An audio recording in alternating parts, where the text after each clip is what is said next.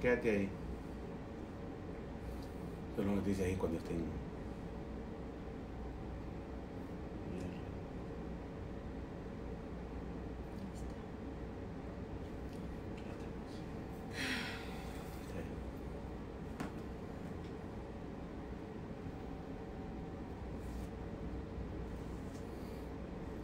Toman un poquito de tecito.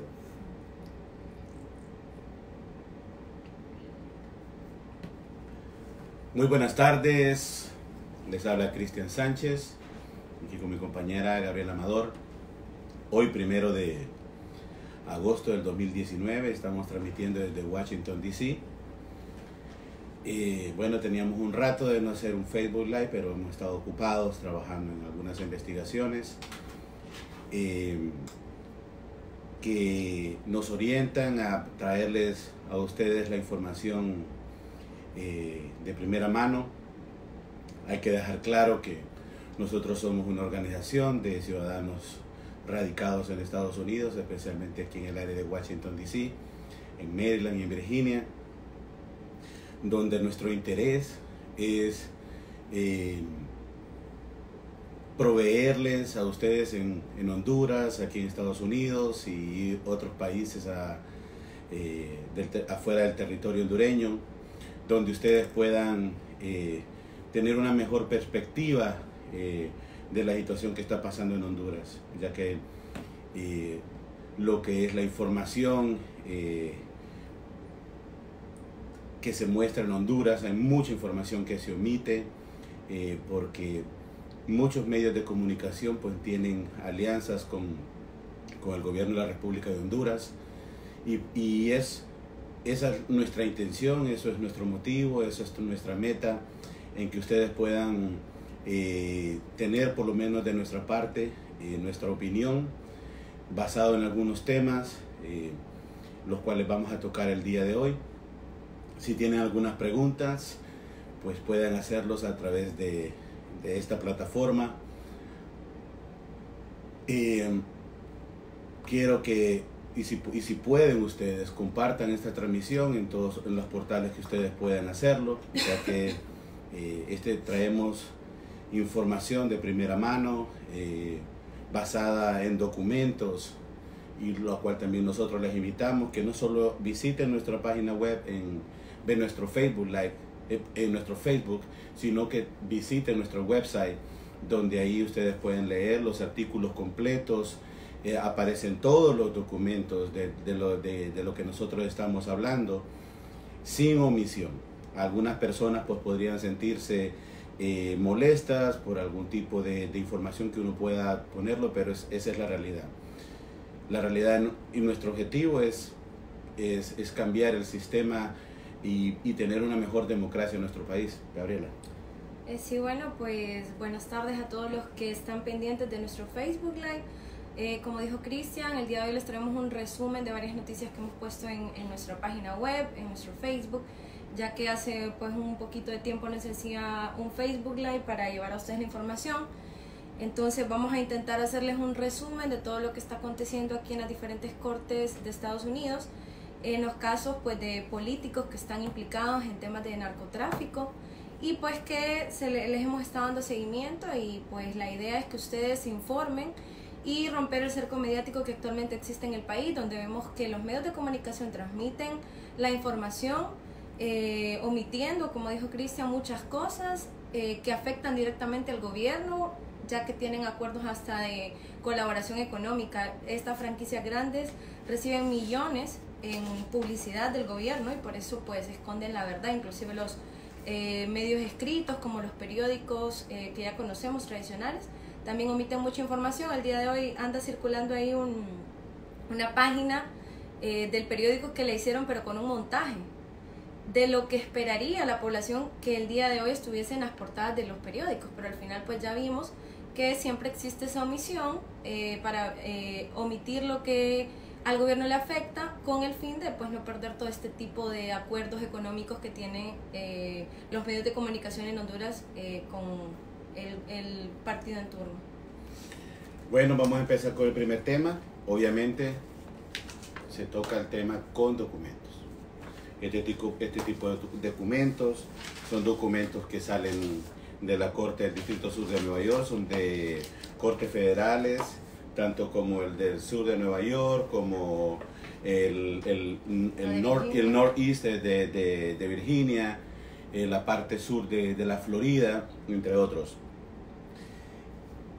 Todo este tipo de documentación, y hay que dejarlo muy claro, sabemos que muchos medios de comunicación corporativos, de estas empresas grandes en nuestro país de comunicación, nos monitorean, lo sabemos, y pues les invitamos que también, ¿verdad?, que se presten a dar la información sin omisión. Hay que dejarlo bien claro, Gabriela, que estas empresas de comunicación han tenido la oportunidad de tener los mismos documentos que nosotros tenemos y han omitido mucha información. Nosotros nos hemos dado cuenta de ello y es por ello que nos damos nosotros como ciudadanos, como hondureños, no periodistas, pero sí como hondureños, en poder sacar a la luz este tipo de cosas. Por ejemplo, vamos a empezar con el tema de Tony Hernández y su vinculación con el cartel de los Valle Valle. Este es un tema que nosotros lo sacamos hace 2 días. Pusimos documentos en nuestro website, pero era un tema que nosotros veníamos manejando desde la semana pasada. Aproximadamente hace unas 2 semanas nosotros este tipo de documentación la veníamos manejando. Claro, no la podíamos sacar porque teníamos que corroborar algunos ciertos temas. Por ejemplo, ¿cómo es que se vincula a Tony Hernández con el cartel de los Valle? Hay que saber que esto es una red criminal, y hay un comienzo de todo esto, de toda esta situación. Hay un comienzo de cómo es que evoluciona, cómo va creciendo el narcotráfico en el país, cómo se van involucrando estas personas del narcotráfico en las instituciones del Estado, cómo estas personas llegaron a poner gobernadores, diputados, alcaldes, y hoy día es muy probable que tengamos un presidente en la estructura criminal del narcotráfico. El cartel de los Valle era la parte que se situaban en la parte del occidente del país, y el cartel de los Cachiros en la parte, vamos a decir, en la parte del oriente del país. Estas dos fuerzas siempre apoyaron a los dos partidos tradicionales en Honduras, lo que fue el Partido Nacional y el Partido Liberal. Siempre apostaron por los dos. Pero el cartel de los Valles siempre le apostó con todo el peso al Partido Liberal y los Cachiros al Partido Nacional. Esa es una situación que los documentos del Distrito del Sur de Nueva York nos dicen, pero ellos siempre apostaron. Esta gente nunca perdieron, o sea, siempre apostaron por los dos partidos. Al final, el candidato o candidatos que ellos apuntaban, si alguno perdía en las elecciones, pues salían ganando con el otro. Es una situación que nos dice esto, que nuestras instituciones están cooptadas, el Estado de Derecho se perdió en el país y nuestro país es un narcoestado. Concretamente en este tema de la implicación, pues esto surge en el juicio de Fabio Lobo. Los documentos que se presentaron en este juicio pues revelan información que la DEA recopiló a través del monitoreo de llamadas telefónicas. Todo este tipo de pruebas la tiene la Fiscalía en su poder, y es más, las utilizan en los diferentes juicios, porque no solamente implican a la persona en sí que está siendo juzgada, que en este caso era Fabio Lobo, sino que a medida se va desarrollando el juicio, van saliendo otras personas nombradas en toda la documentación. Pues específicamente en este caso, la información surge por medio de unas grabaciones que la DEA empezó a realizar con la ayuda de testigo protegido David Leonel Maradiaga. En este caso, en el intercambio de información que tenían ellos siempre a través de llamadas telefónicas o reuniones personales, pues se mencionó a una lista de varios funcionarios hondureños, que les vamos a hacer un recuento de las personas. Se mencionó... Gaby, pero hay que decirle a la gente qué es lo que sucede. Por ejemplo, David Leonel Maradiaga, ¿por qué la gente debe entender por qué esta persona, lo cual tenía toda esta estructura criminal bien cimentada en nuestro país, decidió, vamos a decir, hacer un trato con la DEA? Pues que sencillamente estos son unos cobardes, entre ellos mismos se traicionan.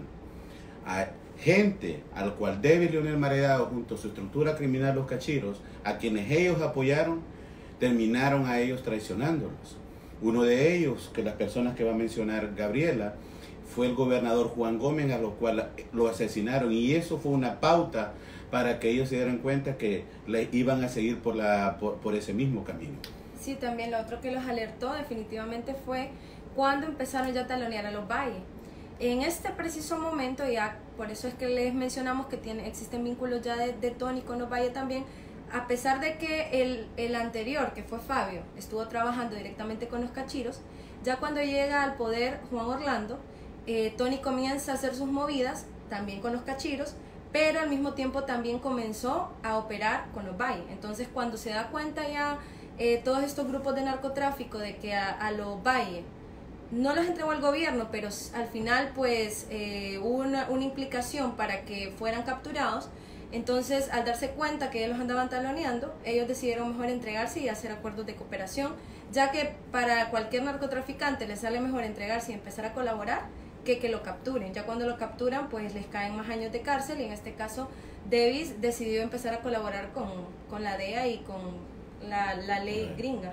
¿Cómo es que se da la vinculación de Tony Hernández con el cartel de los Valle? Pues este señor de Tony Hernández la tiene difícil, lo que es en su juicio, ya que Davis se prestó a cooperar con la DEA, y todo viene en el caso de Fabio Lobo.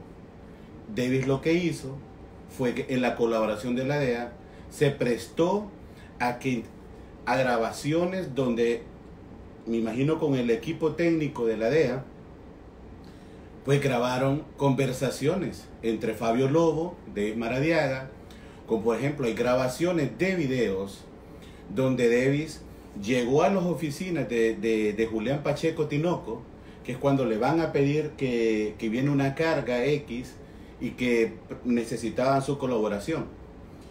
En este tipo de transcripción que nosotros hemos puesto, que en nuestro website y en la página de Facebook ustedes pueden ver grabaciones y que menciona GX y son números los que salen ahí, esa es parte de las grabaciones, oíganme bien, es parte de las grabaciones donde estas dos personas están conversando, y Fabio Lobo en este momento se convierte en el enlace de la estructura criminal, estamos hablando en la cúpula nacionalista, para que Davis, los Cachiros, estamos hablando de ese lado, ¿verdad? Del lado del cartel de los Cachiros, él era el enlace con la cúpula del gobierno en aquel entonces, con Porfirio Lobo, y en la entrada de Juan Orlando Hernández, porque este tipo de conversaciones se dieron en diciembre del 2013, ya cuando Juan Orlando Hernández ya era presidente electo del país. Es más, en una conversación que al final, pues estas conversaciones la fiscalía no las sube a ningún tipo de portal.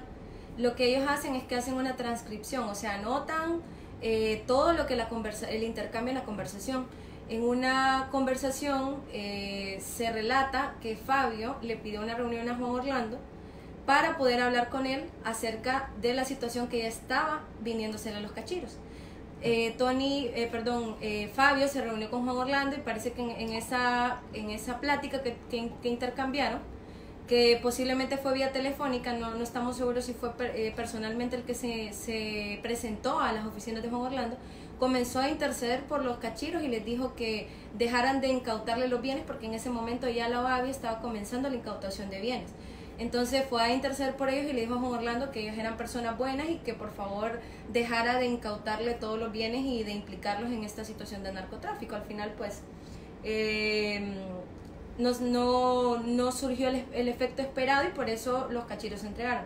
Pues en estas conversaciones que les mencionamos, que existen las transcripciones, en el intercambio de información entre Davis y Fabio Lobo, se mencionaban a personas como por ejemplo Porfirio Lobo Sosa, el expresidente, Pacheco Tinoco, el coronel Amaya, el capitán Mendoza, Juan Gómez, el diputado Oscar Nájera, el exministro de Soptravi Miguel Pastor, y por Juan Orlando Hernández, y por último pues Tony, que ya sabemos que ahorita ya está recibiendo un proceso de investigación aquí en Estados Unidos.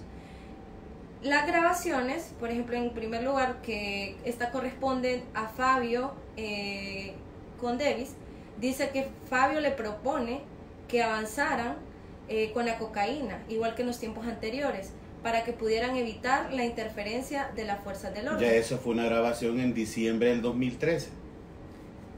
La siguiente grabación, que tiene el código GX8 1517, dice Fabio le responde afirmativamente a Davis Leonel Maradiaga que Tony está trabajando con los Valle Valle. Y esta es la información, que de por sí existían vínculos, ya existían rumores de que estaban trabajando juntos, y que más que Fabio, que directamente fue el enlace del gobierno de Porfirio Lobo Sosa a la transición del gobierno de Juan Orlando Hernández, pues Fabio le dijo a Davis que efectivamente Tony estaba trabajando con Opaye. Esto es una conversación, como les dijimos, que está grabada y que la DEA la tiene en su poder.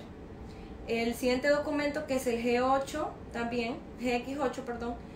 16.1, en esta conversación Fabio le dice: parece que va a ser eterno en esta posición Juan Orlando, es decir, el presidente Hernández. Ahí pues ellos están, me imagino que con toda esta situación de la reelección y de todos los años los 4 años más que quieren los nacionalistas, pues ya comentaban esa situación de que parecía que iba a ser eterno en el poder Juan Orlando. En el siguiente documento, que es el GX8 2625, le dice Commander, o sea, es decir, Porfirio Lobo Sosa, el general le envía... Caso, Commander, es que ese era el apodo que le decía Davis a Fabio, le decía Commander, siempre se dirigió a él como Commander. Le dice Commander, el general le envía sus saludos, o sea, que se refería del general es el Pacheco Tinoco, porque Pacheco Tinoco pues es mencionado en ciertos documentos, es más, en otros casos donde se le implica con que era el garante para transportar la droga. Entonces había un intercambio ahí de reuniones e información entre ambos.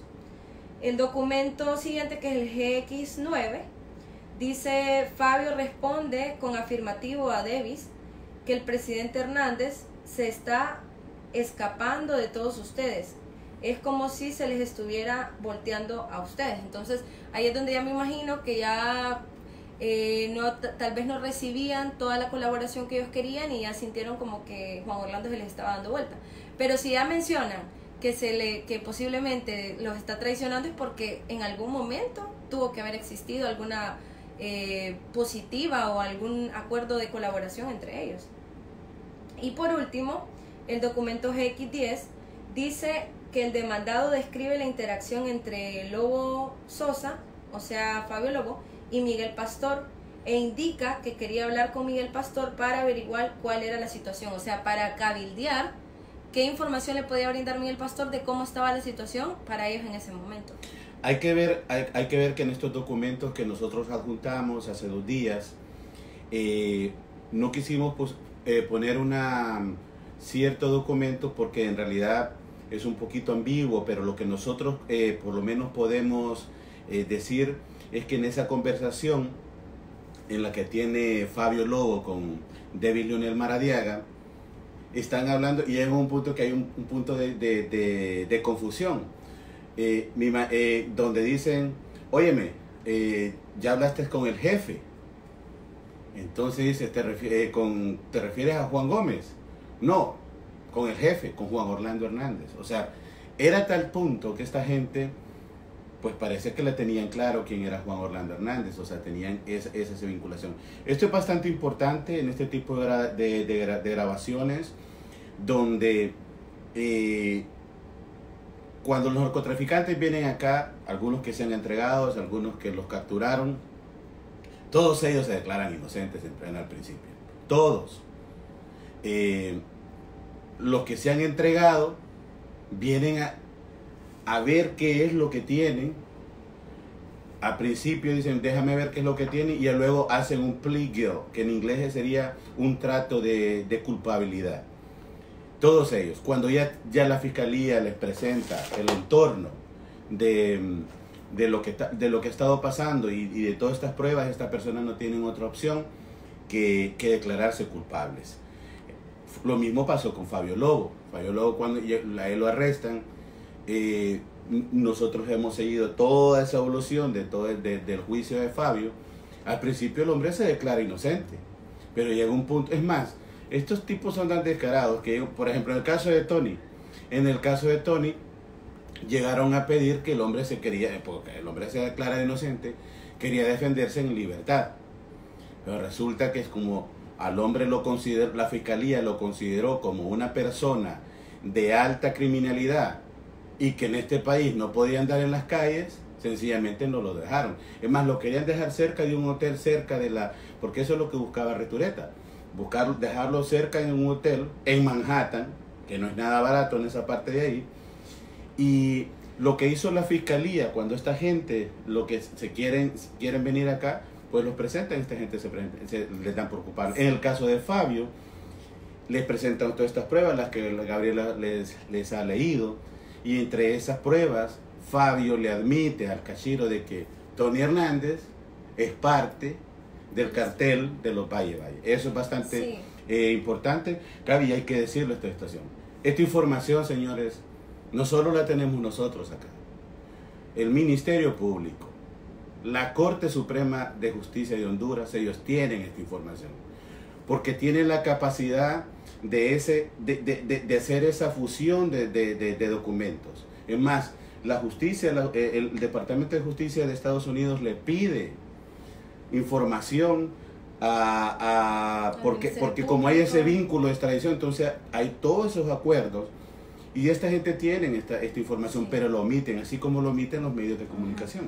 Algo interesante que hemos verificado en las publicaciones es que muchas veces la gente siente impotencia y comienzan a decir, pero ¿y cuándo van a capturar a Juan Orlando? ¿Cuándo van a capturar a los que normalmente nosotros exponemos en la página? Lo que sucede aquí es que la Fiscalía construye un caso. Por ejemplo, desde que se entregó el primer narcotraficante y comenzó a brindar información, acuerdos de cooperación, ellos se han ido guiando y esto ha sido como un efecto dominó. Va cayendo uno tras otro, tras otro. Entonces, no es tan sencillo, por ejemplo, judicializar ya personas que han estado en la presidencia o que son actualmente presidentes. Esto ya lleva todo un proceso mayor y ellos se encargan de, con todos los testigos que van cooperando, de ir reuniendo y haciendo conjeturas y verificando la información desde varias fuentes. Por eso es que el proceso no es tan sencillo. Es más, para que han llegado a Tony, antes capturaron al Cachiro, antes recibieron información desde el mismo Fabio Lobo, antes también hicieron todo el procedimiento en contra de los Valle. Ellos ya tienen 3 fuentes fidedignas de información y no sabemos cuántas más pueden tener en su poder la Fiscalía. Entonces, ahorita el blanco es Tony. Sí, en realidad existen vínculos, como pues ha surgido el rumor y ha sido mencionado en cierta documentación Juan Orlando, hasta por ser investigado por la DEA. Si en su momento ellos quieren llegar a esta figura, van a ir recopilando toda la información de los juicios anteriores. Y eso les garantiza tener un caso sólido que, aunque contraten al mejor abogado del mundo, no lo va a poder defender porque, como en el caso de Tony, tienen 1 terabyte de información y pues imagínense ya para otros casos más adelante, cuando se brinden más acuerdos de cooperación, cuánta cantidad de información va a surgir y de pruebas.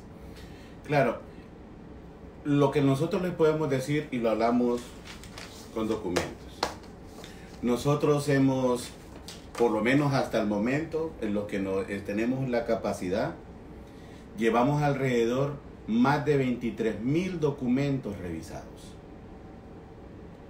Muchos de esos documentos es el génesis del narcotráfico en Honduras, donde nosotros lo que hacemos es sencillamente traducir, dar a entender para que ustedes expliquen para que ustedes entiendan cómo es el proceso de ciertos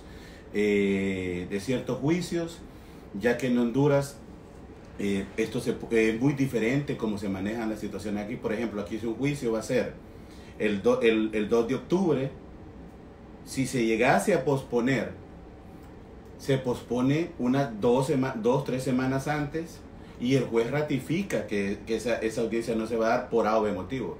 No es que llegas a la audiencia como en Honduras y no se presenta ni el juez o no se presenta la fiscalía. Esta situación aquí es con fecha. Entonces nosotros, la manera que nosotros hablamos es con los documentos.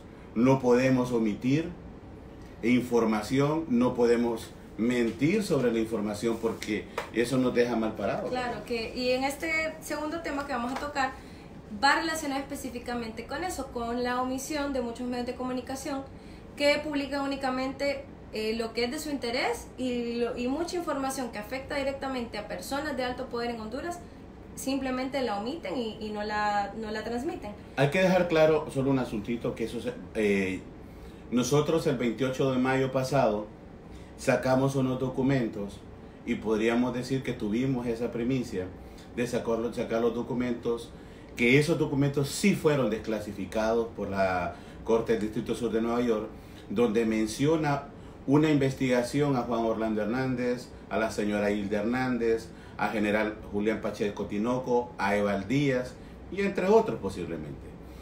Esto es, nosotros sacamos esta información rápidamente el mismo día.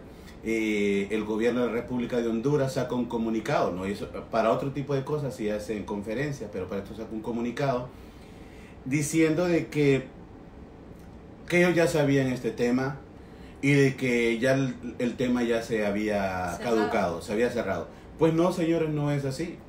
Sencillamente los documentos es una prueba que presenta los fiscales en el juicio de Tony Hernández para que mire el juez y en el futuro cuando está el jurado la influencia que tenía este señor de Tony Hernández, toda esa estructura que estaba atrás de él y en ningún momento los documentos dicen que la investigación se ha parado. No. En ningún documento. Y el hecho de que la DEA, porque ellos se reiteraron que días antes, Juan Orlando, o meses antes, había tenido una reunión con gente de la DEA.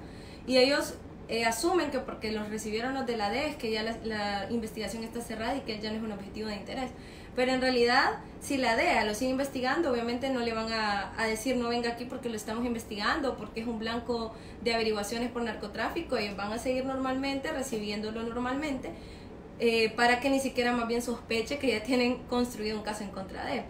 Pues lo que les hablábamos es de esa omisión de los medios de comunicación. Hace unos días salió publicado en Diario La Prensa una portada que decía que Mel Zelaya había recibido $2 millones provenientes del narcotráfico, específicamente de Don H, que es otro narcotraficante hondureño que fue juzgado aquí. Pues en este caso la prensa montó toda su portada con la foto de Mel y la información. El día de hoy le hacemos una pregunta a la gente de la prensa, a todos los editores. ¿Por qué en la portada no vemos a Hilda Hernández y la investigación que se está desarrollando por parte de la Maxi, donde es mencionada como parte de las socias de una de las empresas que quieren que sea incautada? Ahí es donde vemos el descontraste de la información. Por un lado, quieren venir y exponer a una persona X, pero por el otro ya cuando le afecta a sus socios específicos que les dan publicidad ya lo quieren omitir. Pues en este caso nosotros accedimos a esos documentos que la prensa publicó para leerlos detenidamente y ver específicamente de qué hablaban esos documentos. Y los documentos no únicamente mencionan el periodo de Mel Zelaya, sino que también hacen hincapié, por ejemplo, en una investigación relacionada con Roberto Micheletti, que hoy vi que andaba circulando en los medios. Pues, ¿qué es lo que sucede? Don H, así como mencionó antes Cristian, le apostó tanto al Partido Liberal como al Partido Nacional para ver de dónde ellos podían obtener beneficios. Por ejemplo, ellos lo que buscaban era tener un ministro de seguridad. En los documentos se menciona que ellos pretendían a través de sus colaboradores brindar dinero a ambos partidos para ver pues al final de dónde podían salir victoriosos. Lo que se menciona en los documentos y que la prensa no lo omitió es que la misma fiscalía menciona que el ministro, que ya cuando ganó Mel la presidencia, que el ministro que Don H quería, y no solo era Don H, era un conjunto de varios narcotraficantes, que el ministro que querían posicionar, Mel, al final no lo puso en el poder. En la conferencia de prensa Mel mencionó de que él tenía muchas presiones de varios lados para imponer ministros. Es más, dice que la embajada le mandó un listado de cada ministerio con 3 opciones para que él pudiera elegir a quién iba a poner.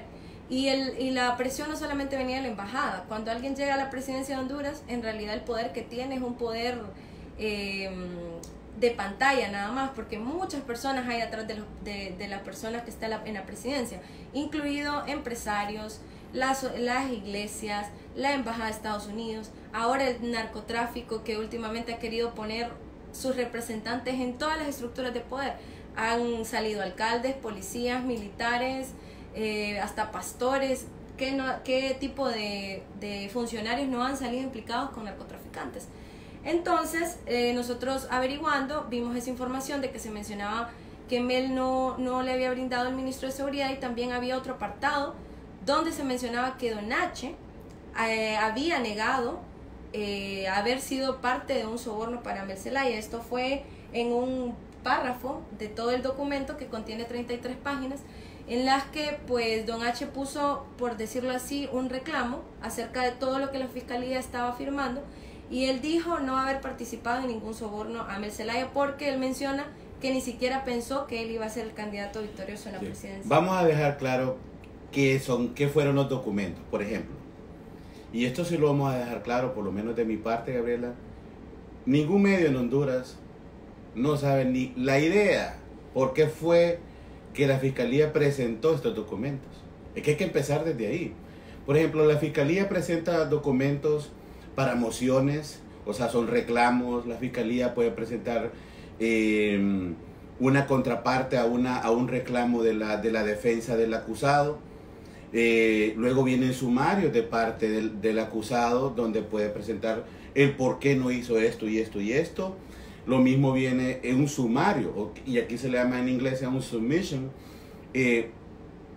Antes de ir a un juicio se presentan sumarios, y luego se presentan sumarios después, cuando ya el juicio pasó, ya para una sentencia. Este tipo de cosas. ¿Qué es un sumario? Un sumario presenta en 33 páginas, donde la cual explican detalle a detalle diferentes temas, porque están acusando al individuo. Y en este caso a veces son sumarios que tienen 80 páginas, 100 páginas. Por ejemplo, en el caso de estos documentos que salieron creo que fue el viernes pasado, 26, pero la prensa viene a sacarlo lo que es el lunes, no eran 33 páginas. Estamos hablando más de 100 páginas en documentos, donde en el sumario también metían un artículo que hoy ya es público del New York Times, que ustedes son invitados a leerlos, donde en este mismo artículo se dice de que Juan Orlando se negó a comentar sobre el artículo que escribió el New York Times. Se comunicaron con ellos y ya no quieren brindar respuestas. Es parte de los documentos. Eso es cuestión que lo omite la prensa. O sea, parte de ese documento dice, ok, vamos a hablar del señor Don H. El señor Don H, este señor, le dicen, ok, este señor lo traemos porque trajo cocaína a nuestro país, y en su estructura criminal tenía a diputados, gobernadores, alcaldes, y etcétera, etcétera, bajo su estructura. La fiscalía presenta y dice, esta persona metió dinero tanto de este lado del Partido Nacional, tanto del lado del Partido Liberal. Eso es muy claro y uno no lo puede omitir. Pero también hablan los documentos de los asesinatos que este señor hizo con personas que eran sus socios, como por ejemplo, uno de los socios que tenía Don H. era el vicepresidente, junto con cuando Micheletti era presidente del Congreso Nacional. El señor, creo que era Fernando Bonilla, este señor puso una queja en el Congreso porque a este señor le fueron a poner una cabeza de un perro en su casa. Días después al hombre lo asesinaron en San Pedro Sula. Este señor era el jefe de campaña, coordinador de Micheletti. Estas cuestiones se omiten. Ahora, esta persona es mencionada en estos documentos. Ahora, la parte donde la fiscalía dice, estos señores, junto a un tal señor que era la mano, como uno de los colaboradores de Don H., ofrecieron dinero, vamos a decirlo así claro, a la campaña de Mel Zelaya. Porque eso es lo que dice. Pero pegadito en esa parte hay una cuestión que se omite y eso es bastante delicado. Hay un párrafo que se llama PSR 33.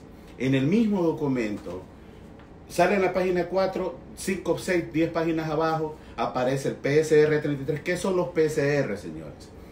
Para que entiendan la gente o comunicadores en Honduras, ¿qué es un PCR? Un PCR son reclamos que presenta la defensa en algo que no le parezca. Puede presentar un reclamo porque no le lo están tratando mal en la cárcel. Por ejemplo, Nájera puso un reclamo porque el cachiro lo fue a visitar a su unidad donde él y lo fue a amenazar. Esos son mociones o reclamos. En este caso, me imagino que la fiscalía ya le había hecho esta acusación a don H de haber sobornado a políticos. Y el señor dice, ¿sabes qué? Yo a este señor yo nunca lo he conocido, yo no le he hecho ni un soborno, y estamos hablando del oficial número 1, que es el documento, es PSR, que es el párrafo 33, y no solo existe ese PSR ahí, están otros PSR ahí que no los han leído. Por eso hay que darle contexto a los documentos, señoras, hay que leerlos en completo. Uno no puede venir a agarrar un párrafo y decir, por esto ya esa situación es una situación intencionada. Por ejemplo, nosotros tenemos cuidado en algún momento de mencionar a algunas personas porque no tenemos, por ejemplo, nosotros tenemos documentos donde mencionan diputados y alcaldes y otros tipos de entidades, pero no tenemos un respaldo. Es más, por eso nos ponemos a averiguar y hasta que nosotros encontramos ese respaldo, podemos hablar.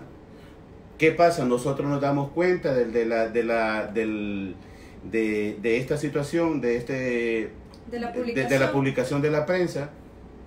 Bueno, óigame, qué bien, ¿verdad? Que esta gente está averiguando. Vamos a los documentos, los leemos absolutamente todos y nos damos cuenta que están omitiendo hasta el artículo del New York Times. Claro, al final pues ya sabemos que eso existe en Honduras y que los medios pues al final sacaron de contexto ese párrafo, lo publicaron para pues afectar a la persona que ustedes ya saben que pusieron en la portada, pero omitiendo el resto de la información que pues mencionaba que no se había puesto el ministro de Seguridad que querían los narcotraficantes, y pues que también menciona la cuestión esta del gerente de campaña de Micheletti. Bueno, para pasar al siguiente tema, vamos a hablar ahora acerca de los vínculos de Miguel Pastor con el narcotráfico. Ustedes saben que Miguel Pastor, hace unos meses, precisamente luego de que se aprobó el nuevo Código Penal, bueno, ahorita no está en vigencia todavía, entra en vigencia en noviembre, precisamente después de la aprobación del nuevo Código, donde se reducen significativamente las penas de narcotráfico y también las penas por corrupción, él decidió entregarse a la justicia hondureña para ser investigado por todos estos vínculos que ya se venían por rumores de vínculos con el narcotráfico. Pues nosotros también, averiguando en diferente documentación, encontramos información donde se le acusa por parte de la Fiscalía de Nueva York a Miguel Pastor de haber colaborado para transportar 10 toneladas de cocaína. Esto surge en el caso de Freddy Nájera. Como ustedes saben, Freddy Nájera ya dentro de poco va a recibir su sentencia. Él pues se declaró culpable de ciertos delitos, ahorita más bien está apelando, ¿verdad? Para que no se le tome como parte de los que... De su declaratoria, de culpabilidad. De culpabilidad en el asesinato del zar de drogas Aristides González. Entonces, en esta documentación surge esta acusación por parte de la Fiscalía del Distrito Sur de Nueva York, donde dice que el exministro de Soptravi, Miguel Pastor, se relacionó con Freddy Nájera para ayudar a David Leonel Maradiaga en el transporte de 10 toneladas de cocaína a través del puerto que se encuentra ubicado en Puerto Cortés. Ellos tenían, es más, comenzaron a hacer alianzas para intentar a un capo de la droga en México, del cartel de Sinaloa, ayudarle a instalar una empresa para que se le facilitara el transporte. Obviamente era una empresa fachada, ¿verdad? No iban a instalar una empresa directamente para hacer actividades de narcotráfico, pero ellos comenzaron a acercarse a esta persona mexicana y ellos pues le empezaron a brindar colaboración para hacer todos los sondeos de la posibilidad de instalar esta empresa en Puerto Cortés para que se les hiciera mucho más fácil el transporte de la droga. En los documentos pues no especifica al final si la empresa se montó o no se montó, pero sí menciona la intención que tenían de crear esta empresa. Claro, ¿qué sucede? Por lo menos en los documentos que nosotros hemos accedido, hay muchos documentos donde son sellados, son clasificados, esa información. Creo que en este caso tal vez solo los abogados de los acusados son los que tienen pueden acceder a ellos. Por ejemplo, en el caso de Miguel Pastor, vamos a hacer un pequeño resumen. Aquí está involucrado David Leonel Maradiaga, y es que este señor se volvió el testigo clave para la Fiscalía en el Distrito Sur de Nueva York. Estas conversaciones o este tipo de eventos fueron monitoreados por la DEA. Esto es bastante delicado en el caso de Nájera, es bastante delicado en el caso del señor Miguel Pastor, uno del Partido Nacional y el otro del Partido Liberal. Es bastante delicado. Según los documentos, Fabio Lobo también entra en juego ahí. Es que esta es una situación donde, como Davis era el que, vamos a decir, el jefe, el que soltaba el dinero, y como había tanta masa de dinero, de ahí todo el mundo se quería involucrar. Estas personas se reunieron en San Pedro Sula 2 veces. Los mismos documentos hablan que estas personas, por haberse reunido tan solo 2 veces, en este caso, Nájera recibió un paquete de billetes de $100 y a cada uno le dio $50,000, en este caso, al señor Miguel Pastor, y a Fabio Lobo les dio, óigame bien, solo por haber estado en esa reunión, 2 reuniones, $50,000. Después de $50,000 a cada uno. Después de esto, hay otra documentación donde la Fiscalía asegura de que Nájera con el señor Miguel Pastor utilizaron el Puerto Cortés. Óigame bien, señores, que este es otro billete, que allá ya sabe cuánto deben de haber agarrado. Transportaron la cifra pequeña de 10 toneladas de cocaína. Eso es bastante, gente. No, y es importante contextualizar, porque ahí Freddy Nájera, siendo diputado, movilizó a Miguel Pastor, que era ministro de Soctral, y al hijo del presidente en ese momento, que era Porfirio Lobo Sosa. O sea, no estaba hablando de que era con cualquiera que estaba tratando con personas que estaban en las esferas de poder y que por eso le facilitaron el acceso. Ahí me imagino que habían involucradas también personas del mismo puerto. Ellos tenían el poder en ese momento para poder hacer y deshacer, y lo utilizaron en este caso hasta para hacer vínculos con carteles mexicanos. Ahora, este tipo de información también ustedes la pueden encontrar en nuestro website, que es prohondurasnetwork.com, también en nuestra plataforma de Facebook. Y hay que decir algo: el dato que nosotros estamos hablando de Miguel Pastor no es nuevo. Estos documentos, lo que pasa es que nosotros hemos ido a escarbar, nos hemos ido a años anteriores, como les dijimos, o sea, son más de 23,000 documentos que nosotros hemos revisado y seguimos revisando. Y esto es importante. Medios en Honduras, vamos a hablarlo con nombre y apellido. Por ejemplo, en el caso lo que yo he podido ver, el medio de la prensa, que es un medio gráfico, lo mismo el Heraldo, han sido pioneros en tener este tipo de información.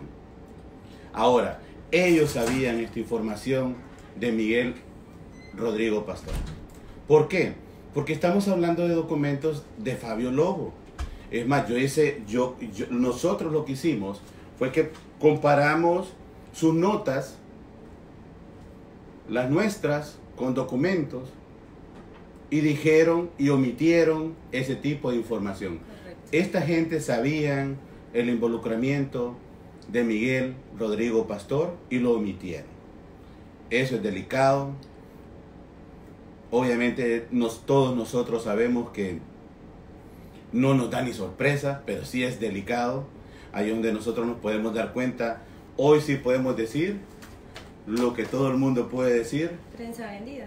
Lo que un medio de comunicación se presta. ¿Y por qué no decirlo? Al narcotráfico. Porque estos comunicadores tienen el deber, se supone que son el cuarto poder, tienen el deber de poner ese equilibrio en la democracia. Pero desde el momento que esos omiten, son cómplices, son mercenarios del montón, el cachimbal de gente que ha muerto en Honduras. Son mercenarios de la comunicación. Esa gente son cómplices de la muerte de miles de personas en nuestro país. Porque ellos sabían y tenían estos documentos.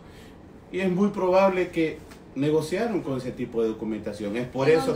Sí, en Honduras pasa mucho lo de los sobornos con medios de comunicación. Hay gente que tiene información en sus manos y lo que hace es sobornar a la persona implicada para no sacar a la luz esa información. Aquí nosotros no vamos a decir que eso es lo que ha hecho la prensa porque sería bastante irresponsable asegurarlo sin pruebas, pero es muy probable que muchos de los medios eso es lo que hacen y por eso omiten la información. Porque hay que dejarlo claro. Por ejemplo, este documento que tenemos aquí, estos documentos son del caso de Tony Hernández. Cuando uno va a querer vamos a suponer el documento de la fecha, por ejemplo, el día de hoy, el 1 de agosto, queremos el documento del 1 de agosto. Señores, la Corte no le da la primera página, ni la segunda. Usted obtiene, por ejemplo, si el documento total tiene 30 páginas, son 30 páginas que le dan. Si tiene 200, son 200. O sea, nosotros compramos los documentos y no las venden por separado. Gente. No pueden decir que una parte de la información la leyeron y que otra sí, no, porque obviamente... Toda esta información, por ejemplo, si X entidad informativa saca cierta información y dice, vamos a suponer como lo que pasó con el señor Zelaya, el presidente Zelaya, hay más información, hay un involucramiento al señor Micheletti, ahí hay una involucración donde presentan un artículo del New York Times donde ponen al gobierno de Honduras por los suelos, omiten información. Es más, vámonos más allá. La pregunta que surge aquí es por qué estos medios de comunicación no sacaron a la luz esa información que nosotros publicamos en la página, que es sumamente importante y delicada, donde la DEA afirmaba haber iniciado un proceso de investigación en contra de Juan Orlando, de Tinoco, de Valdías y de Hilda Hernández. Porque esa información no salió en primera plana en la prensa, que tiene aún más impacto por implicar a personas que actualmente están en el poder. Estamos hablando de 2 ministros, un presidente y la hermana.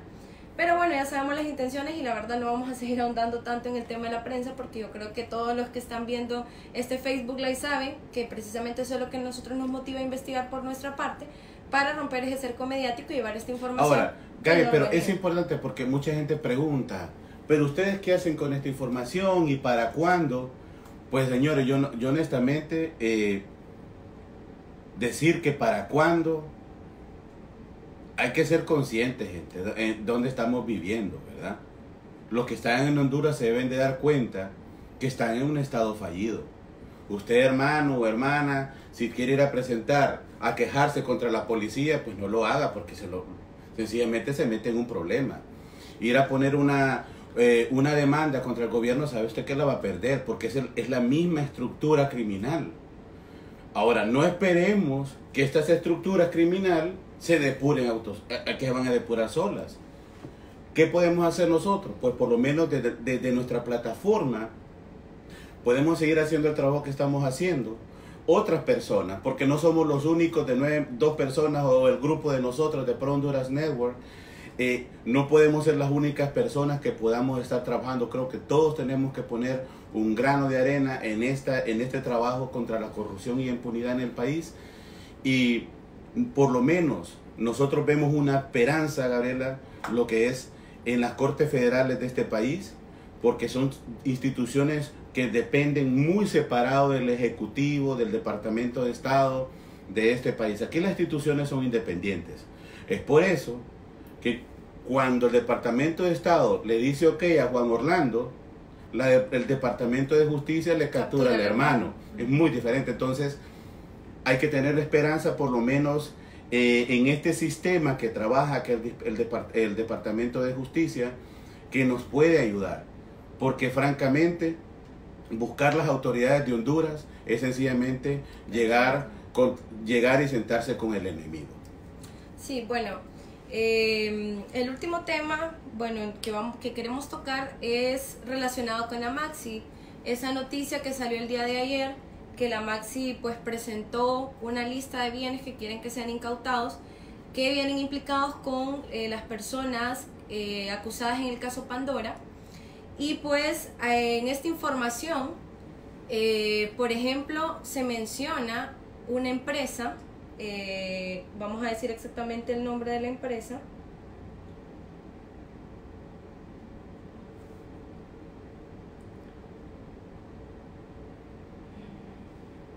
Este asunto de la Maxi, y que vamos a tomar el tema ahí con el caso que ayer presentó la Maxi junto a la UFECIP. Y respecto a este tema, vamos a fusionar para dónde es que va la Maxi. Porque es otro tema que compete a todos los hondureños. ¿Cuál va a ser? Porque el convenio se termina el próximo año, a principios del año, el convenio se termina. Nosotros, desde esta plataforma de Pro Honduras Network, tenemos información de primera mano de qué va a suceder con la Maxi. Gabriela. Sí, dentro de las propiedades a incautar, dice, se encuentra asesores especializados en desarrollo integral SDRL. Esta es una empresa en la que Ana García de Hernández y Francois Peirecabe, que es un poquito difícil el nombre, que es el cuñado, era el esposo de Hilda Hernández. Esta empresa es una empresa en la que ellos eran socios, y esta empresa se incluye dentro de todas las incautaciones que la Maxi quiere que se realicen para estas personas implicadas en el caso Pandora. Lo que hizo la Maxi fue que hizo todo un listado de las personas implicadas y los bienes que se pretenden incautar, y en estos documentos se incluye inclusive el mismo Comité Central del Partido Nacional y el Comité Central del Partido Liberal. La Maxi quiere que sean incautadas ambas sedes, la sede del Partido Liberal, que está ubicada en Comayagüela, perdón, del Partido Nacional, que está ubicada en Comayagüela, y la sede del Partido Liberal, que está ubicada ahí por Supermercados La Colonia número 1, aparte de otras sedes que también quiere que sean incautadas. Él dice que la cantidad aproximada de las cuentas corrientes asciende a 42 millones de lempiras, que son más de 1,7 millones de dólares. Eso es a lo que asciende toda la gran cantidad de corrupción que se utilizó desde el poder para sacar de la Secretaría de Agricultura y Ganadería fondos que se utilizaron para financiar campañas políticas de ambos partidos. Por eso es que hasta las mismas sedes quieren incautarlas, porque todo este dinero que se sacó de este Ministerio de Agricultura y Ganadería se saqueó, así como el saqueo del Seguro Social, para financiar campañas políticas, y el saqueo asciende a nada más y nada menos que 42 millones de lempiras. Bueno, esta situación puede ser una, vamos a decir, otra bofetada más, otro golpe más para lo que es al gobierno de facto de nuestro país.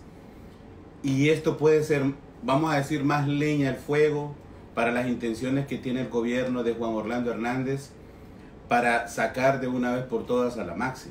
Hay que recordar que la Maxi llega por las miles de personas que salieron en el 2015 en protesta a lo que había pasado en el Instituto Hondureño de Seguridad Social. Tenemos que recordar que Juan Orlando no quería la Maxi en Honduras. No, se inventaron otra cosa ya, que ellos iban a hacer algo ahí interno. Es más, lo que se pedía no era la Maxi, se pedía la CICI. Pero claro, al gobierno no le convenía la CICI porque la CICI tenía poderes más elevados que los que tiene la Maxi. La CICIG podía judicializar casos. La Maxi no tiene ese poder. Por eso es que ustedes dirán, bueno, la Maxi presenta el caso Pandora, presenta el caso Caja Chica de la primera dama, ha presentado alrededor de 11 casos desde su instalación. Y ustedes dirán, pero ¿por qué estos casos al final solo se presentan y quedan en nada? Y es precisamente por ello, porque la Maxi depende del Ministerio Público y de las instituciones encargadas de impartir justicia en el país. Ellos lo que pueden hacer es recopilar la información, pasársela al Ministerio Público y decirles, aquí está nuestra investigación. Allá depende de la institucionalidad en el país, si ellos quieren proceder o no a realizar incautaciones, en este caso, por ejemplo, o a proceder judicialmente contra estas personas. Entonces, la Maxi está muy limitada. Vamos a decir que está muy difícil, sin voluntad política, que la Maxi pueda realizar su trabajo. Es más, hace unos meses vinieron personas encargadas de UFESIG y Maxi aquí a dar una conferencia y ellos mencionaban que no había voluntad política para aprobar la ley, por ejemplo, de colaboración eficaz, que es por medio de la cual la Maxi podría acceder todavía más información que el gobierno se reserva amparados en la ley de secretos de Estado, en la ley de clasificación de documentos públicos. Ellos se amparan en estas leyes para brindarle la información que quieren a la Maxi. Por eso ellos no pueden desarrollar ni siquiera los procesos de investigación de manera amplia. Entonces, por esa razón, aunque los casos se presenten, depende del Ministerio Público, depende de la Corte Suprema de Justicia, qué va a suceder con esta información. Es probable que la información no quede más que en información y que no se judicialice a estas personas. Es más, la misma Ana Hernández puede salir bien y breve en este caso, porque el Ministerio Público va a decidir qué hacer o qué no hacer. Claro, desde el hecho de que una persona es socia de una empresa que está vinculada con el saqueo, porque ¿qué es lo que hacían ellos? Sacaban el dinero de la Secretaría de Agricultura y Ganadería, lo pasaban a estas empresas para de una manera u otra esconder la situación y después lo desviaban a los partidos políticos para financiar las campañas. Si yo soy socia de una empresa que está haciendo esas situaciones ilícitas, obviamente tengo que tener conocimiento de ello. No puedo hacerme la desentendida y decir que yo no sabía qué sucedía. Pero ya vemos que pues al actual gobernante le gusta eso de decir yo no sabía que mi hermano estaba en esto, yo no sabía que mi otra hermana estaba en este delito. Entonces es muy probable que de esto no surja nada concreto, pero pues es importante que se estén dando los pasos al menos de exponer a estas personas, de dejarlas en evidencia de su participación en estas situaciones ilícitas. Más adelante, por eso es tan importante que un partido o que un conjunto de personas lleguen al poder de manera limpia, honesta y que comiencen a ejercer de verdad justicia en el país. Pero aún así la Maxi debería seguir funcionando, aunque sea para presentar todos estos casos, que la población se dé cuenta con pruebas de que existen vínculos. Claro, cabe mencionar que en el 2015, cuando salen todos los hondureños en protesta pidiendo una CICIG para tener una entidad que pueda ayudar a hacer justicia, a pelear la corrupción y la impunidad en nuestro país, nosotros desde esta plataforma fuimos a la Organización de Naciones Unidas en su sede en Nueva York y nos reunimos con el equipo encargado del hemisferio, lo que es en Latinoamérica, y ellos nos dijeron esta situación, que obviamente esto los medios no lo dicen. Ellos nos dijeron que ellos le presentaron a Juan Orlando Hernández los documentos, la propuesta que era, nos iba a llamar CICIG, porque eso sí nos dejaron claro, que iba a ser el mismo trabajo que estaba haciendo la CICIG en Guatemala, y ellos le presentaron y Juan Orlando se negó. Eso nos dijeron, que en este caso ellos no podían hacer nada, porque como se supone, que esa es la situación, que esos son estados independientes, los cuales ellos tienen el derecho, a través de su presidente, que es la persona encargada, ¿verdad?, de decir si quiere el involucramiento de la Organización de Naciones Unidas, y en este caso Juan Orlando se negó. Basado a ello, Juan Orlando Hernández hace un trato con la Organización de Estados Americanos, una organización bien cuestionada, porque es una organización la cual se pliega a lo que el Departamento de Estado les dice. No es una organización independiente, una organización que depende del Departamento de Estado.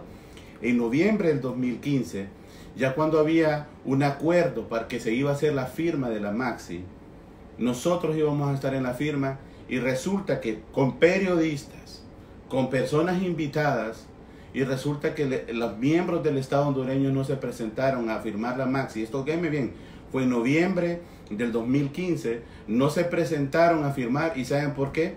Porque ya revisando los documentos del acuerdo de la Maxi se dieron cuenta que habían algunas cosas que le perjudicaban y posponen la firma del acuerdo. Es cuando llegan en enero, febrero, no tengo fecha, pero fue en los otros meses que nosotros estuvimos ahí también, ya llegan a firmar el convenio, pero ya bajo las condiciones del gobierno de Juan Orlando Hernández. Hay que saber esto, cómo está involucrada la Organización de Estados Americanos.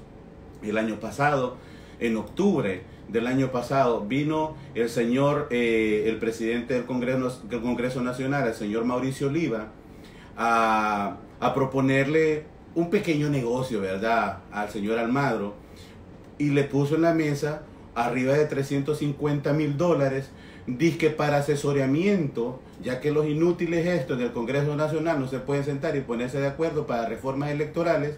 Entonces esta gente vinieron que supuestamente querían una ayuda de parte de la Organización de Estados Americanos para que les asesorara para cuestión de reforma. Por eso pasan hablando de los noticieros, hoy ya tenemos la asesoría de la Organización de Estados Americanos y es muy buena y estamos completos, pero ¿qué? ¿Quién pagó el billete? El Partido Nacional. Ellos pagaron el billete, ellos pagaron para que... ¿Por qué lo hacen? Porque lo que hace el Partido Nacional dice, ok, aquí hay un billete, son $350,000, señor, no es un peso, ¿va? Y entonces ya tienen que decir, no, es que la Organización de Estados Americanos lo dice. Bueno, es como para lavarse claro, la cara. lavan esa situación. Ahora, ¿qué pasa con lo del asunto de la Maxi? Nosotros hacemos lobbying con algunas personas que trabajan bastante profundamente en el tema de la Maxi, y el tema que se maneja, señores, y es así, porque como ya la Maxi llegó a un punto que con los pocos dientitos de leche, así de gatito que tiene, medio aruñó a estos mercenarios de la democracia, con ese pequeño rasguito que ha hecho la Maxi, a esto no les gustó. Entonces, ¿qué sucede? Como el convenio ya se va a terminar, y como estos no quieren quedar mal con el Departamento de Estado, con autoridades de Estados Unidos, que son quienes pagan para que la Maxi esté ahí, pues hace un par de semanas atrás viajó lo que es el embajador o la persona representante, como el embajador de Estados Unidos, con otra persona, viajaron a Honduras para a ver qué onda, qué está pasando, pues vamos a hacer el acuerdo, sí o no. Pero resulta que nosotros, por lo menos en la información que nosotros tenemos, es que el gobierno de la República de Honduras sencillamente va a dejar la Maxi, pero como un observatorio. O sea, todavía... adiós Sufesic, adiós todo el mundo ahí, ese va a quedar ahí como una oficina, como esas oficinas de derechos humanos que hay en Honduras. Como el observatorio de la UNA, pues.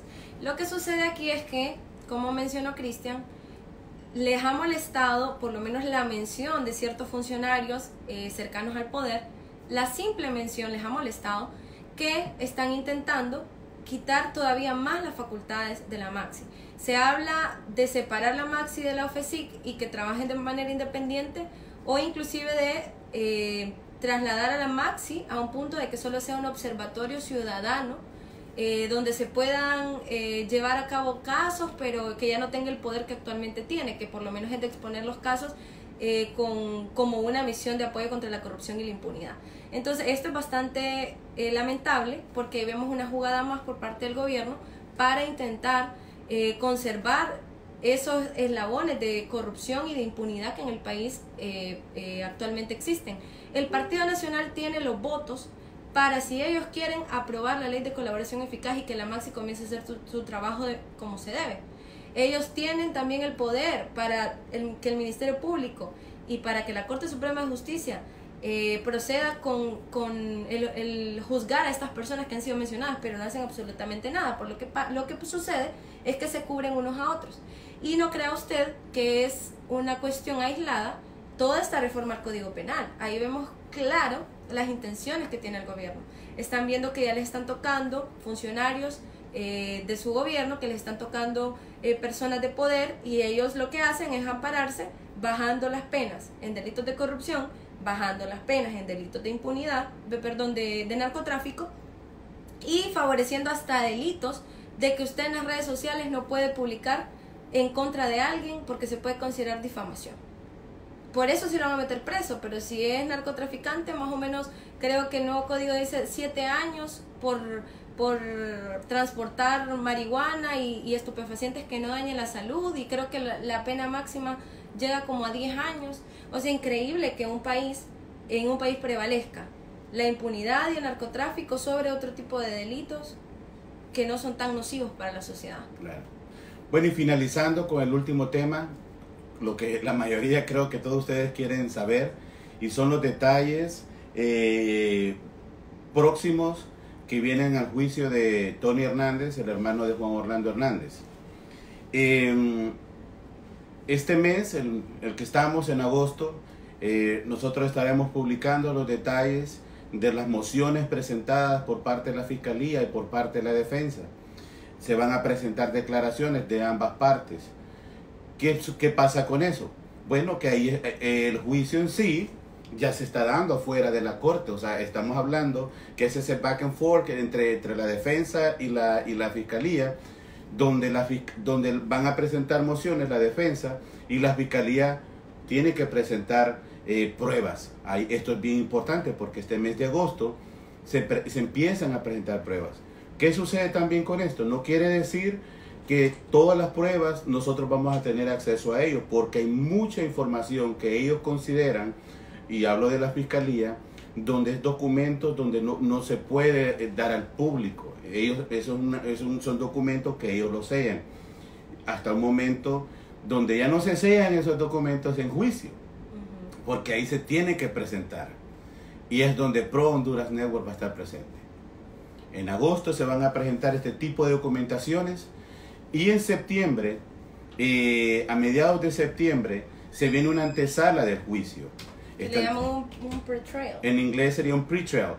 Hay una antesala del juicio donde ya se arma todo, ahí ya tienen que presentar, la fiscalía tiene que presentar a los testigos que van a hundir a Tony Hernández.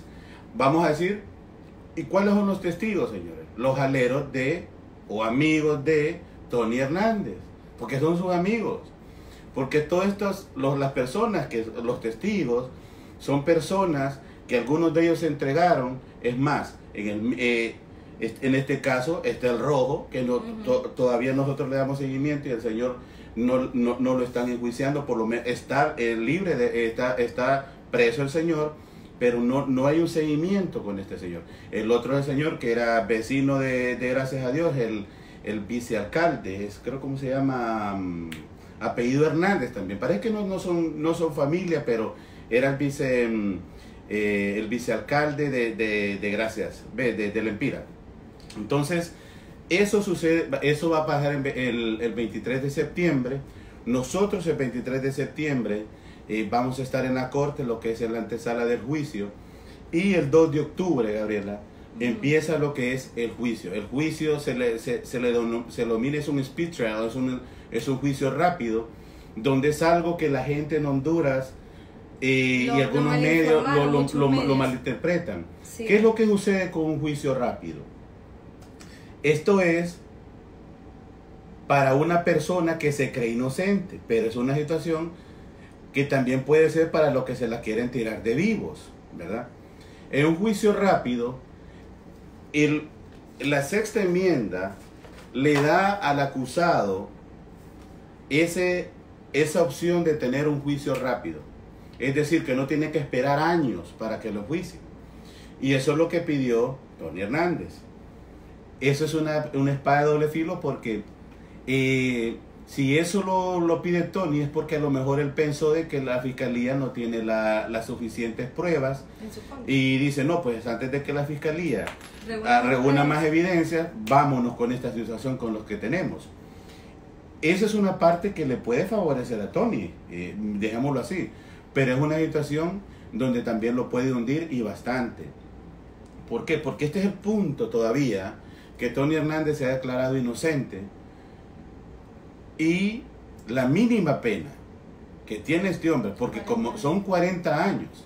Ahora, si Tony en el momento, porque hay un transcurso, Gabriela, entre agosto y septiembre, es más, antes del juicio, entre el mes de agosto, por ejemplo, el mes de agosto es crucial, porque ahí la fiscalía le tiene que presentar a la defensa, mira, esto es lo que tenemos y qué onda con esto, ¿verdad? No en su totalidad, no pero sí van a poder ellos tener sí. una idea de cuál es la cantidad de información y qué tipo de información tienen en su contra.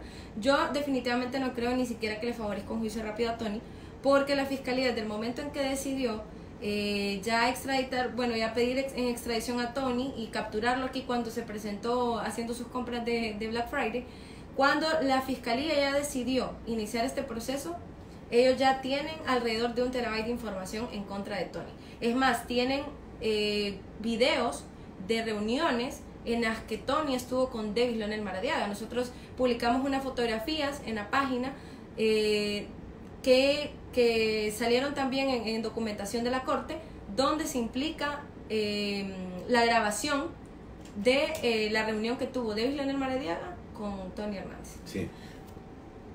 Pueblo de Honduras, allá los que viven en Honduras, el más del millón que estamos aquí en Estados Unidos, y gente que se encuentra en otras partes, especialmente la otra comunidad en España de hondureños. Agosto, señores, va a temblar Honduras, este mes va a temblar Honduras. ¿Por qué? Porque aquí es donde Tony le van a presentar todas las pruebas y el hombre tiene que ver, o se hunde solo o hunde a otros, incluyendo a su hermano y su familia, ¿verdad? Este es un mes crucial. Nosotros desde nuestra plataforma vamos a estarlos informados, por lo menos todo lo que esté al alcance de nosotros.